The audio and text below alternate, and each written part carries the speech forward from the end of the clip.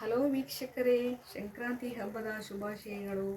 ಈ ದಿನ ನಾವು ದೇವಸ್ಥಾನ ರೀತಿಯ ಸಿಹಿ ಪೊಂಗಲ್ ಮಾಡುವ ವಿಧಾನ ತಿಳಿಸುತ್ತೇನೆ.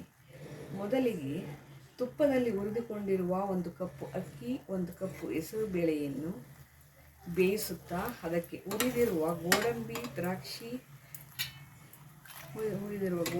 ದ್ರಾಕ್ಷಿ ಮತ್ತು 1 ಚಿಟಿಕೆ ಪಚ್ಚಕರ್ಪೂರ, 1 ಚಿಟಿಕೆ ಏಲಕ್ಕಿ ಇವೆಲ್ಲವನ್ನೂ ಹಾಕಿ, ನಂತರ ತುಪ್ಪದಲ್ಲಿ ಹುರಿದಿರುವ ಕೊಬ್ಬರಿ ಮತ್ತು ಬೆಲ್ಲವನ್ನು ಆಗಲೇ ಇದನ್ನು ಪಾಕವನ್ನು ತೆಗೆದುಕೊಂಡು ಇಟ್ಕೊಂಡಿದ್ದೇನೆ. ಏಕೆಂದರೆ ಅದರಲ್ಲಿ ಮಣ್ಣು ಇರುತ್ತದೆ, ಅದಕ್ಕೆ ಅದನ್ನು ಸೋಸಿಕೊಂಡು ರೆಡಿ ಮಾಡಿ ಇಟ್ಕೊಂಡಿರ್ತೀವಿ. ಅದನ್ನು ಈಗ ಹಾಕೋದು ಅಷ್ಟೇ. ಈಗ ದೇವಸ್ಥಾನದ ಪೊಂಗಲ್ ರೆಡಿ.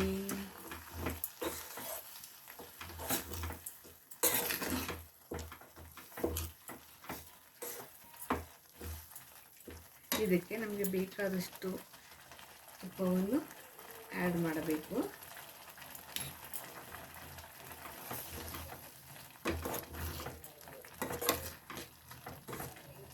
ನೋಡಿ ವೀಕ್ಷಕರೇ, ಸಿಹಿ ಪೊಂಗಲ್ ರೆಡಿಯಾಗಿದೆ. ಬನ್ನಿ ಎಲ್ಲರೂ ಹಬ್ಬಕ್ಕೆ.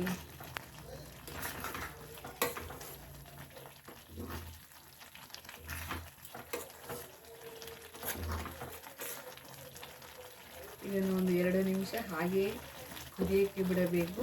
ನಂತರ ಇದನ್ನು ಸ್ವಲ್ಪ ಹಿಂಗುವುದಕ್ಕೆ ಬಿಡಬೇಕು.